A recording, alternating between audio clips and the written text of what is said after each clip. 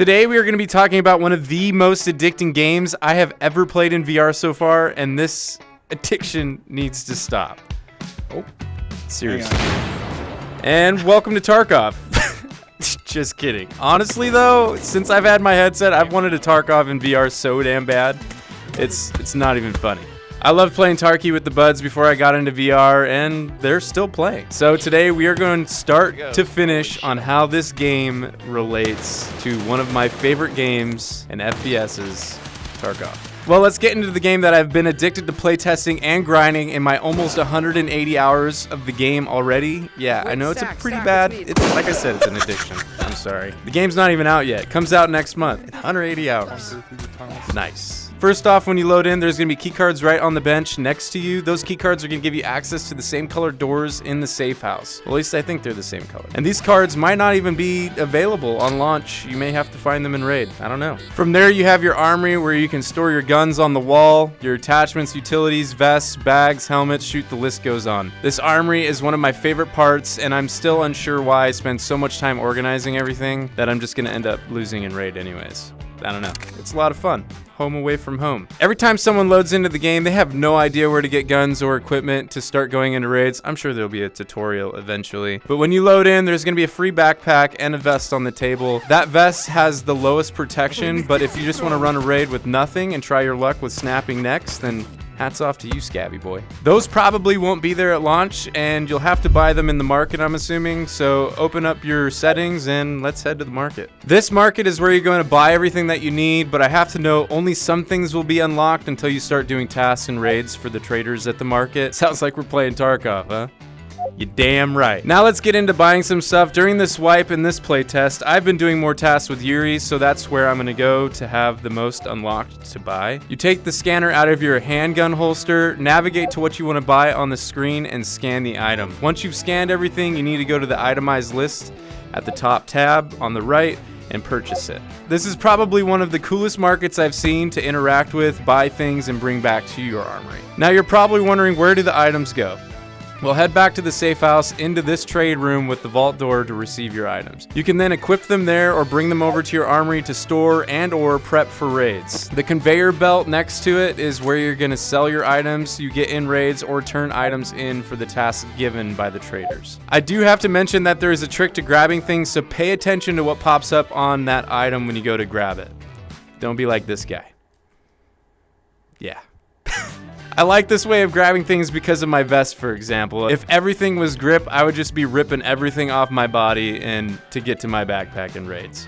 Just to get loot. Yeah, I'd be naked. For your vest, hold trigger and move your hand towards your chest and then hold grip at the same time. It's a trigger grip combo to pull off your chest rig. For the backpack, it's just grip. So when you go to grab your backpack, you're not ripping your chest rig off every single time. Just pay attention to what the holds are. I think it's rather genius, in my personal opinion. Some people may get frustrated, but you will learn to like it, I think. Now we're all geared up and ready to load into a raid. Let's check and make sure that we have some tasks queued up. Each trader has different things that they're asking for. Some you do for kills, items, player kills, etc. The raids can be a max of 10 players and they last for about 45 minutes. Currently in the playtest, there's Missile Silo. It gives me factory vibes, big time. A mall map that is coming in the future. I haven't seen in game, but honestly, I think it's going to be more of like an interchange vibe if you played Tarkov. And then Tabor Island, which from pictures kind of gives me wood vibes. It's probably not going to be that big. I have no idea.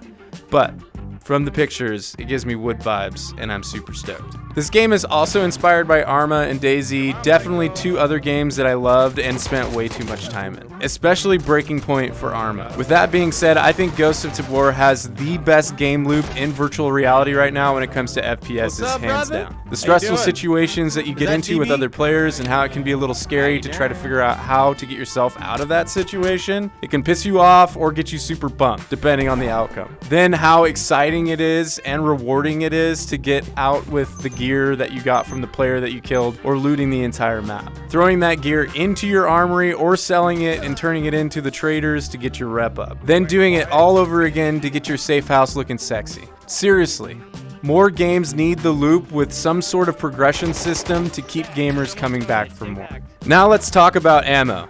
When you run out of ammo or you want to change the ammo type of the rounds that you want to use in raid, they have the ammo reloading and crafting station and the mag speed loader. You just need brass and the specific powder that you want to use. I've been using this like crazy specifically to reload all my mags with AP rounds, which is armor piercing rounds. You can load each bullet individually, or you can take a mag, throw it into the speed loader to see what rounds you need, and then you can put that in the top of the speed loader and hit the button to speed load it right into the mag. Some people hate not having an ammo counter on mags, but I think the hardcore feeling of having to count or pay attention in raid makes it way more rewarding. Someone in their Discord mentioned loading 3 or 4 tracer rounds first into your magazine and then your AP or standard rounds after, so when you're in raid you can visually see when you're getting low on ammo. Kind of a dope idea, so get creative on how you want to help yourself out in raid. The team at Combat Waffle Studios is seriously grinding on this game, and it's insanely cool to watch how fast they add things. It's also really cool that they have some veterans on the team. Thank you for your service, by the way. They take all suggestions in their Discord, and their level of detail is amazing. Next hotfix and update is going to include squads, so you can squad up with your buddies, and a friends list, along with more optimizations for the quests. And you're probably wondering at this point, when exactly does the game launch?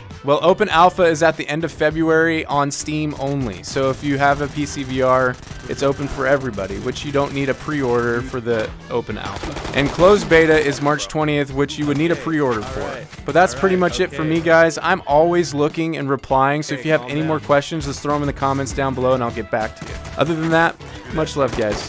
I'll see you in raid. Okay, I killed one of them, picked up his gun, and tried to kill his buddy.